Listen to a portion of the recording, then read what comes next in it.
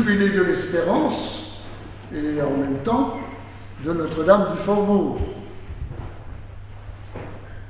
Vous avez peut-être entendu dire que pour nous aider à vivre ce jubilé, le très regretté cher pape François avait écrit un document qu'on appelle la bulle d'indiction. Bon, ça veut dire les orientations pour cette année. C'est un petit livret que vous pouvez vous procurer, mais je vous lis simplement une phrase. La vie chrétienne est un chemin qui a besoin de moments forts pour nourrir et fortifier l'espérance. Voilà. Eh bien, notre pèlerinage est un moment fort, est un chemin avec des moments forts pour nourrir et fortifier l'espérance.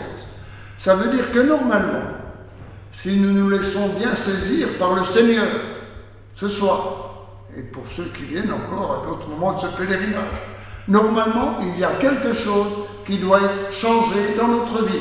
Ça doit bouger.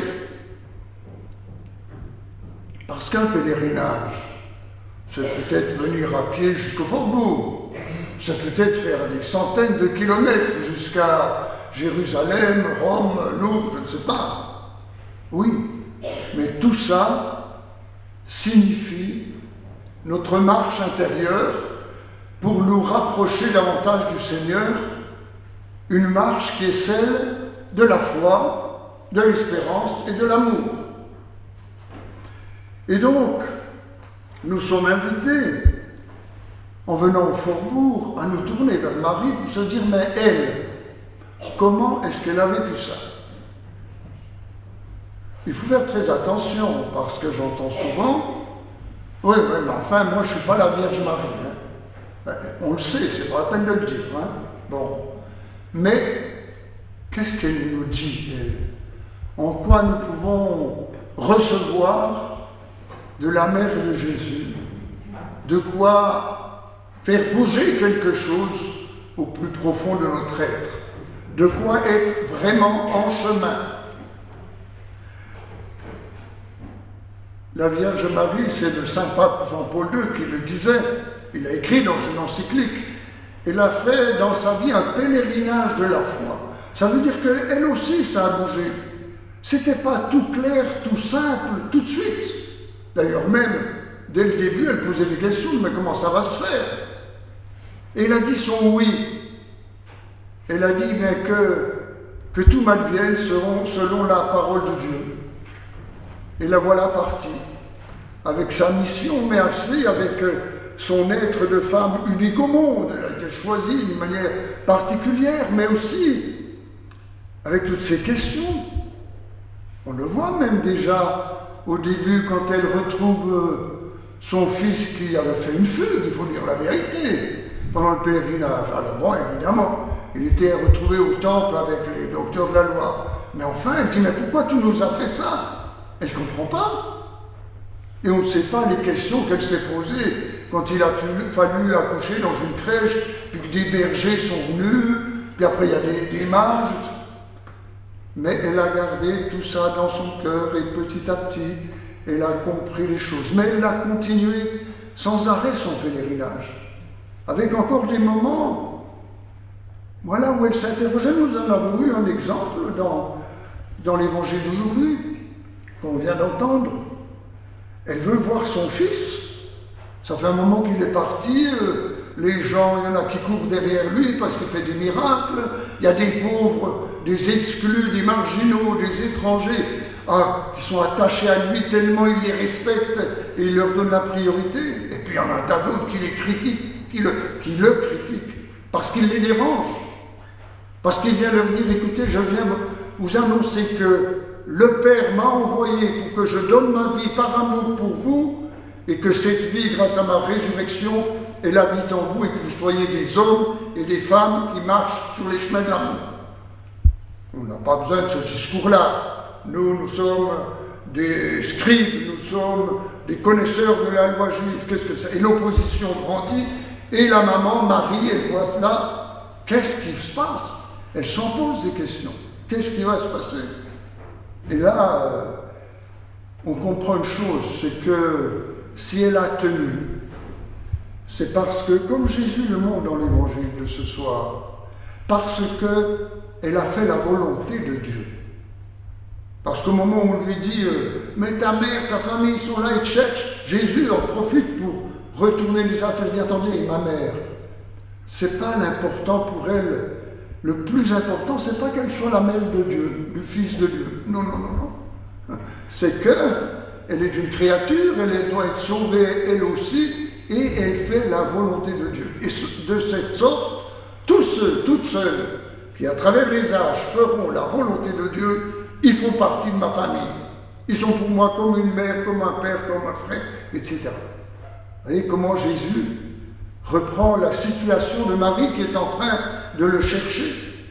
Et Marie va continuer en faisant la volonté de Dieu jusqu'à la croix. Jusqu'à la croix. Alors, nous qui sommes appelés à être des pèlerins d'espérance. De quelle espérance? Parce qu'il y a l'espoir, il y a l'espérance. C'est pas tout à fait la même chose, mais c'est très lié. Je pense, je dis souvent ces jours-ci, qu'il y a tous nos petits espoirs humains, des petits ou des grands d'ailleurs, des futiles ou des graves. Bon, j'espère qu'il va faire beau demain parce que je vais me promener, j'espère que je vais pouvoir vendre ma voiture, etc. Bon, pourquoi pas. Mais aussi j'espère que mon enfant va guérir, hein, etc. Et ça, j'espère que mon fils qui est au chômage depuis 10 ans va enfin trouver. Voilà. Ces espoirs-là, c'est le quotidien de nos vies. C'est le quotidien de nos vies.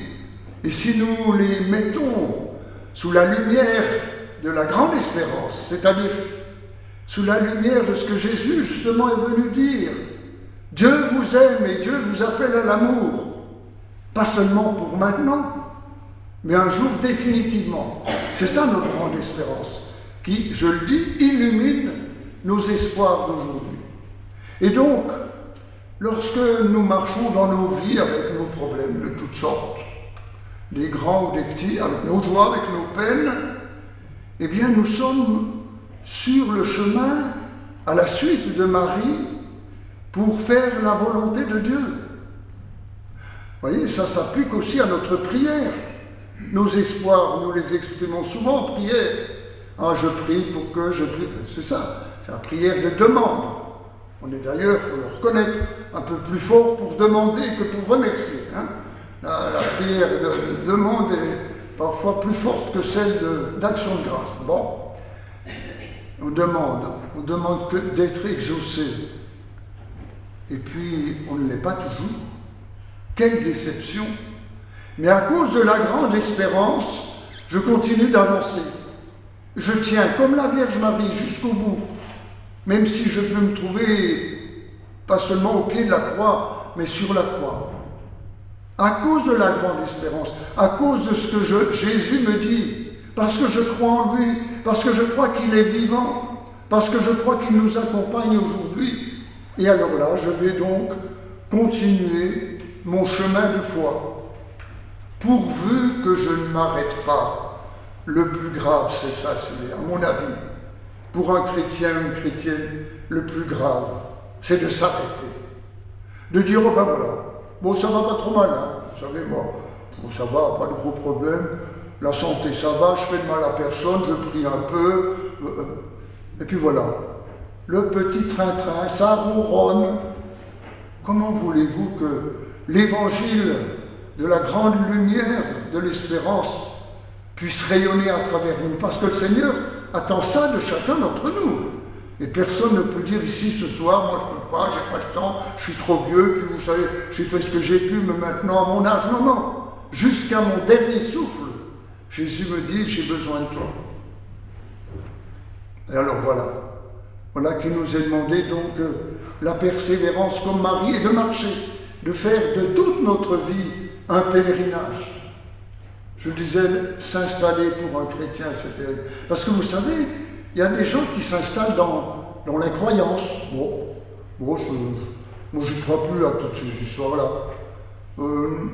Tranquillement, même, ils ne sont même plus opposés aux chrétiens. Ils ne nous critiquent même pas. Ils disent, bah, comme tu veux, t'es chrétien, c'est bien, t'es bouddhiste, c'est privé, tout ça, chacun fait ce qu'il veut. Vous savez, ça c'est... Et on s'installe là-dedans. Alors ça, c'est s'installer dans la médiocrité. Mais nous pouvons nous-mêmes nous installer dans la foi. C'est terrible, s'installer dans la foi. Dire, ça y est, moi je suis chrétien, je suis baptisé, je suis catholique, je demande à personne et ça va. Non, non. Le Seigneur nous demande d'avancer pour accueillir sa grâce, pour nous convertir sans arrêt. Ne pas s'installer, accepter de bouger. Je ne sais pas si vous avez eu l'occasion de lire un ouvrage sympathique là, de deux jeunes qui circulent à travers la France pendant je ne sais plus combien de semaines, sans argent et sans portable. Sans argent et sans portable. Et puis ils racontent un peu leur rencontre, ces deux jeunes chrétiens. Bon. Et un jour ils écrivent, finalement, il n'y a que deux péchés. Ne pas aimer et s'installer. Ne plus bouger, ne plus accueillir la grâce de Dieu, ne plus rien recevoir des autres. Non, non, moi ça va, je sais, je veux. Voilà. Bouger. Bouger parce que le Christ nous invite à bouger. Je voudrais encore relire une phrase de notre pape François, si je la retrouve tout de suite.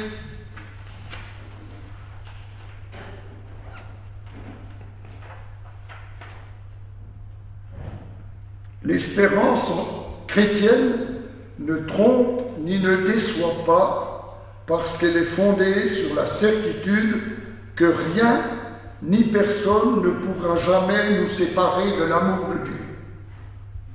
Il peut arriver peut-être des choses très graves dans notre vie, tellement décevantes peut-être, mais cette certitude de l'amour de Dieu que nous avons nous permet de tenir. Et donc le pape après cite le fameux passage de l'épître aux Romains où saint Paul dit « Qu'est-ce qui va nous séparer de l'amour de Dieu ? Rien, absolument rien, ni la mort, ni la vie, ni le passé, ni le présent. Cet amour est donné si nous voulons bien l'accueillir. » Dans le passage, un peu plus loin, alors il dit « Voilà pourquoi l'espérance ne cède pas devant les difficultés. » C'est ce que nous montre aussi la Vierge Marie dans sa vie. L'espérance ne cède pas devant les difficultés. C'est pas dire qu'on va les résoudre, que tout... Non, non, non. Il y a des difficultés qu'on ne peut pas résoudre, et puis on traverse, et puis il y a des deuils, et puis etc. L'espérance ne cède pas devant les difficultés, elle est fondée sur la foi et nourrie par la charité, elle permet d'avancer dans la vie. Voilà, on retrouve le mouvement, le pèlerinage, notre attitude intérieure profonde qui se met de nouveau sous le regard de Dieu pour que ça bouge, pour que j'avance plus fortement sur le chemin de l'espérance, pour que j'avance vers Dieu, vers le jour où l'espérance sera réalisée pleinement et où nous serons dans l'amour éternel pour toujours. Frères et sœurs, chers pèlerins, soyons des pèlerins, des chrétiens qui bougent, et que la Vierge Marie, la parole de Dieu bien sûr d'abord, et la Vierge Marie nous aide à comprendre que pour un chrétien, c'est partout stationnement interdit. Venez à nous.